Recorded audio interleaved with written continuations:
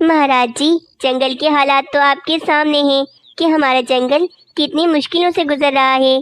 पूरे जंगल में सूखा पड़ गया है और भोजन ढूंढना तो बहुत ज़्यादा मुश्किल है। हाँ मिट्टू महाराज, और पड़ोस के जंगल में भी भोजन बहुत महंगा हो गया है।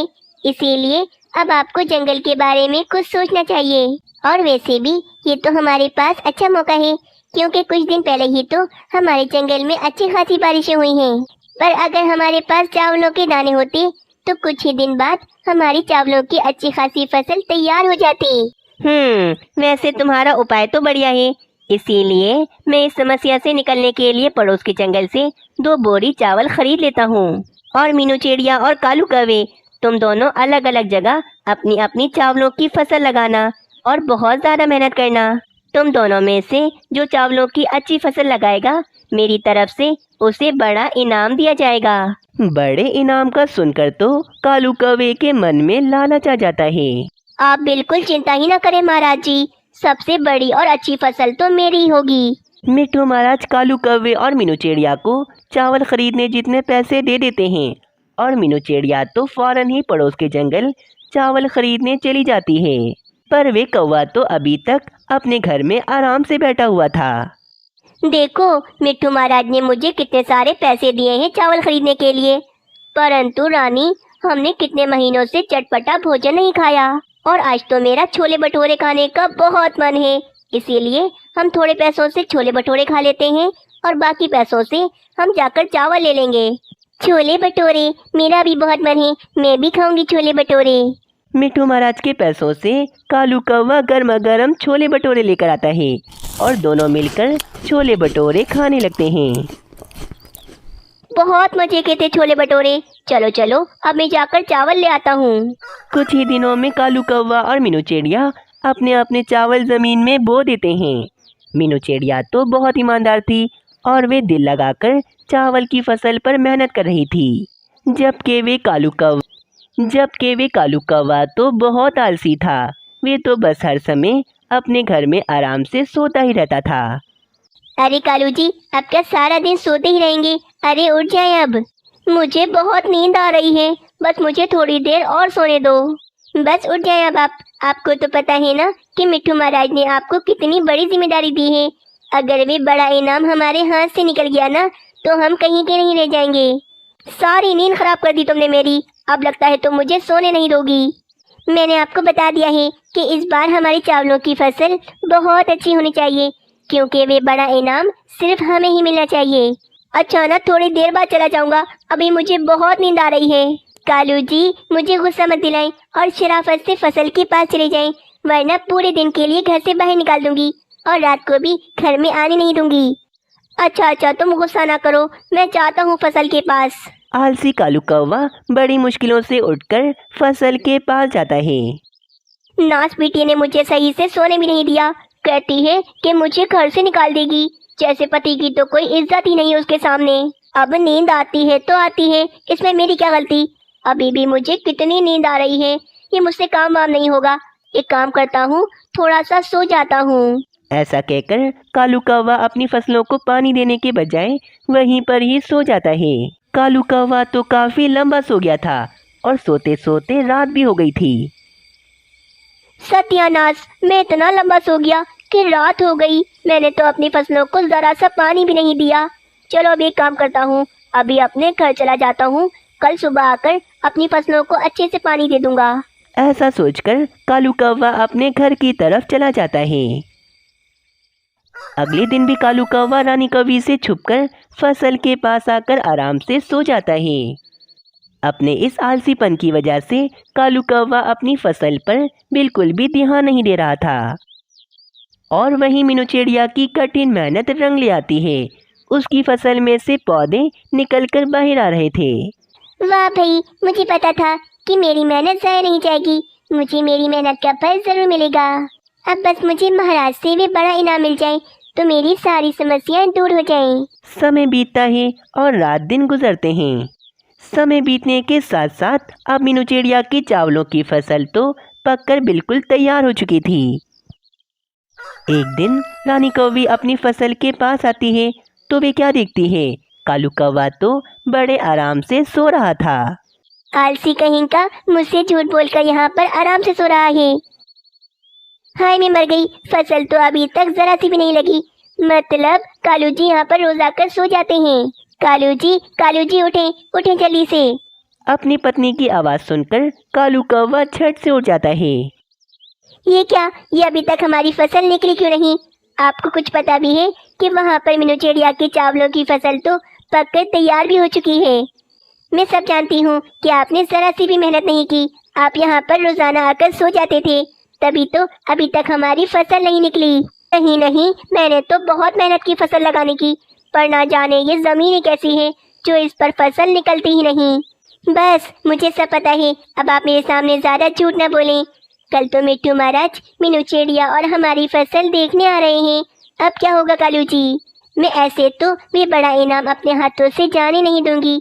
हम एक काम करते हैं कालू जी, हम खीर बनाते हैं जिसके अंदर हम जहर मिलाएंगे, और वे जहर वाली खीर हम मीनू चिड़िया को खिलाकर उसे मार देंगे, और मीनू चिड़िया की बनी बनाई फसल पर हम कब्जा कर लेंगे।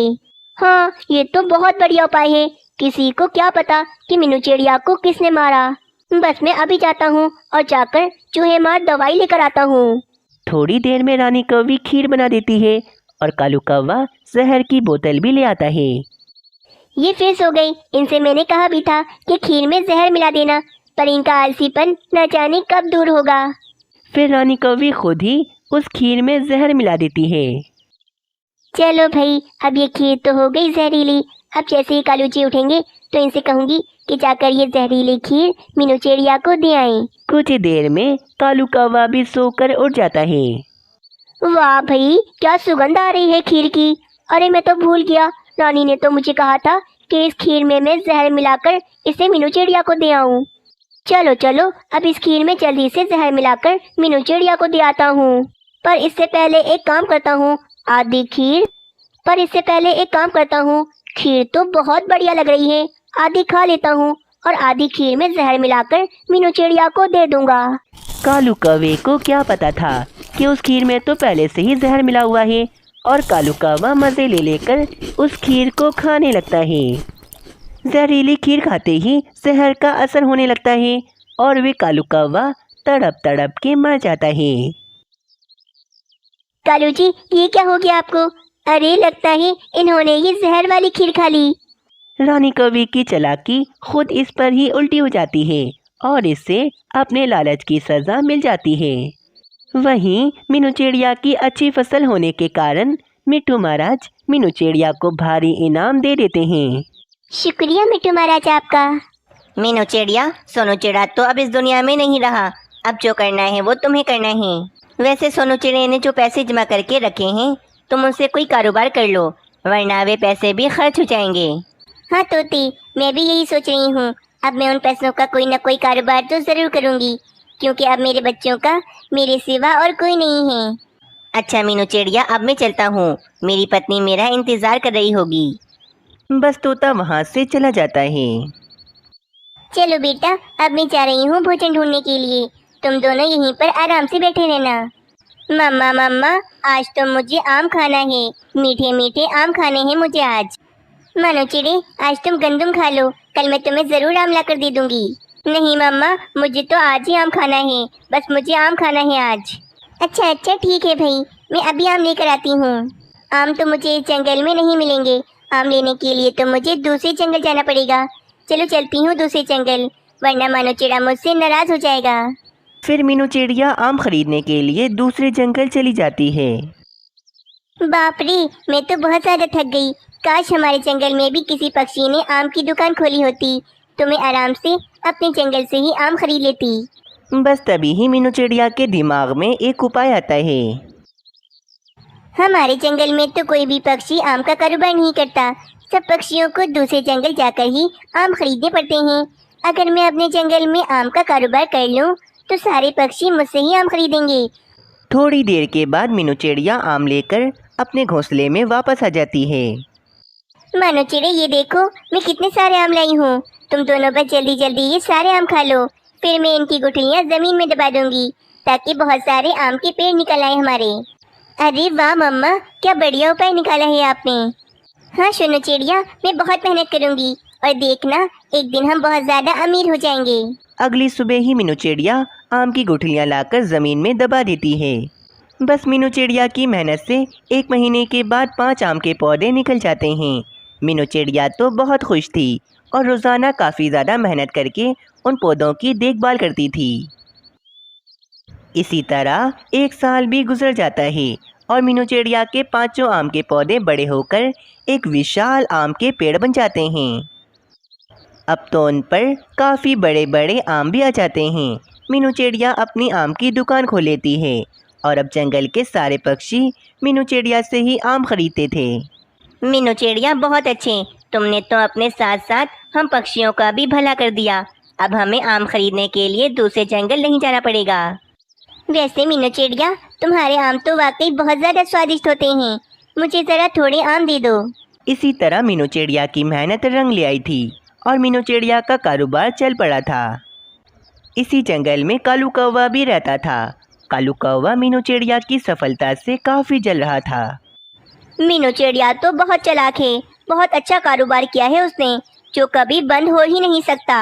हाँ कालू जी, सारे पक्षी अच्छे अच्छे कारोबार करके अमीर होते जा रहे हैं और हम हमेशा से ही गरीब हैं, क्योंकि हम कोई कारोबार ही नहीं करते। रानी, ऐसा क्यों बोल रही हो? हम भी देखना बहुत जल्द अमीर हो जाएंगे। हाँ, कहना तो बहुत आसान है, परंतु अमीर बनने के लिए मेहनत बहुत ज़रूरी है, जो कि आपसे कभी होती ही नहीं। बस मैंने सोच लिया है रानी, मैं भी मीनू चिड़िया की तरह आम का कारोबार करूँगा और मीनू चिड़िया के सारे ग्राहकों को मैं अपनी तरफ ले आऊँगा। जब मीनू चिड़िया के सारे ग्राहक मेरे हो जाएंगे तो खुद ब खुद मीनू चिड़िया का कारोबार बंद हो जाएगा। कुछ ही देर के बाद कालू कौवा कुछ आम खरीद कर लाता है और रानी कौवी और कालू कौवा मिलकर वे आम खाने लगते हैं। फिर कालू कौवा भी मीनू चिड़िया की तरह आम की गुठलियाँ लाकर ज़मीन में दबा देता है। कुछ ही दिन तो कालू कौवा काफ़ी ज़्यादा मेहनत करता है, परंतु कुछ ही दिनों के बाद अब कालू कौवे में थोड़ा आलसीपन आ गया था। ये मेरा आम का पौधा तो बड़ा ही नहीं हो रहा, मुझे तो जल्द से जल्द अपना आम का कारोबार शुरू करना है। हाँ कालू जी, ये आम के पौधे तो वाकई बहुत देर से बढ़ रहे हैं। मुझे तो लगता है इनको बढ़ते बढ़ते पूरा साल लग जाएगा। जब तक तो वे मीनू चिड़िया सारे पक्षियों को अपना बना लेगी और फिर जब हम अपनी आम की दुकान खोलेंगे तो कोई भी पक्षी हमसे हमारे आम नहीं खरीदेगा। हाँ रानी, मुझे कुछ ना कुछ तो करना ही होगा। यह कहकर कालू कौवा दूसरे जंगल चला जाता है। थोड़ी देर के बाद कालू कौवा पौधों को जल्दी बड़ा करने के लिए खतरनाक केमिकल लेकर आता है। रानी, मैं ये केमिकल इन पौधों में डालूंगा, फिर देखना कुछ ही महीनों में हमारे आम के पौधे बड़े होकर विशाल आम के पेड़ बन जाएंगे। वहीं से मीनू चिड़िया भी गुजर रही थी, जो कि ये सब कुछ होते हुए देख लेती है। हाय रे कालू कौवे, ये तुम क्या कर रहे हो? ये जहरीला केमिकल तुम अपने पौधों में क्यों डाल रहे हो? बस बस मीनू चिड़िया, मुझे मत सिखाओ, ये मेरे पौधे हैं, मेरी मर्जी, मैं जो भी करूं। कालू कौवे, ये बहुत गलत काम है, तुम ये मत करो। कालू जी ने कहा ना, तुम अपने काम से काम रखो, चलो अब जाओ यहाँ से तुम। बस कुछ महीने और पैसे कमा लो तुम मीनू चिड़िया, उसके बाद तो मेरी अपनी आम की दुकान होगी और जंगल के सब पक्षी मेरे मीठे और रसीले आम खरीदेंगे। कालू कौवे, तुम्हें जो करना है वो करो, परंतु अगर ऐसे काम करोगे तो कभी सफल नहीं हो पाओगे। ये कहकर मीनू चिड़िया वहाँ से चली जाती है। अब तो रोज़ाना ही कालू कौवा अपने पौधों में वे जहरीला केमिकल डालता था। कुछ ही महीने बीत जाते हैं। अब कालू कौवे के आम के पौधे बड़े होकर पेड़ बन जाते हैं और कालू कौवा भी अपना आम का कारोबार शुरू कर देता है। कालू कौवे के आम तो कुछ ज़्यादा ही बड़े बड़े थे, इसीलिए काफ़ी पक्षी अब कालू कौवे से ही आम खरीदने लगे थे। आओ आओ पक्षियों, जल्दी जल्दी आ जाओ, 1 किलो आम लेने पर आधा किलो आम मुफ्त में ले जाओ। अब सारे पक्षी कालू कौवे से ही आम खरीदने लगे थे और बेचारी मीनू चिड़िया के सारे ग्राहक कालू कौवे ने अपनी तरफ कर लिए थे। कालू कौवे, तुमने अच्छा नहीं किया मेरे साथ, न जाने किस बात का बदला ले रहे हो तुम मुझसे। अब तो कालू कौवे ने अपने आम के पेड़ के पास ही अपना एक काफ़ी बड़ा लकड़ियों का घर भी बनवा लिया था, जिसमें कालू कौवा सुकून से रहता था। रानी, तुम कहती थी ना कि हम अमीर नहीं होंगे कभी, देख लो आज हम कितने ज़्यादा अमीर हो गए हैं। हाँ कालू जी, मान गई मैं आपकी मेहनत को। वाकई आपने बहुत ज़्यादा मेहनत की है, जिस कारण आज हम इतने ज़्यादा अमीर हो गए। अच्छा रानी, आज रात को मुझे अपने सभी दोस्तों के साथ पार्टी में जाना है, इसीलिए आज रात को मैं घर पर नहीं होऊंगा। रात हो जाती है। कालू कौवा पार्टी में जाने के लिए निकल जाता है। रानी कौवी और राजू कौवा भोजन खाकर आराम से सो जाते हैं। कालू कौवे के जो बड़े बड़े आम के पेड़ थे वे अंदर से काफ़ी ज़्यादा कमज़ोर थे, क्योंकि कालू कौवे ने केमिकल कर करके उन आम के पेड़ों को काफ़ी ज़्यादा कमज़ोर कर दिया था। रात को तेज़ हवा चलने के कारण वे सारे आम के पेड़ कालू कौवे के घर पर गिर जाते हैं और रानी कौवी और राजू कौवा उसी घर के अंदर दबकर मर जाते हैं। अगली सुबह जब कालू कौवा आकर ये सब कुछ देखता है तो वे तो ये सब कुछ देखकर हैरान हो जाता है। ये क्या हो गया मेरे साथ?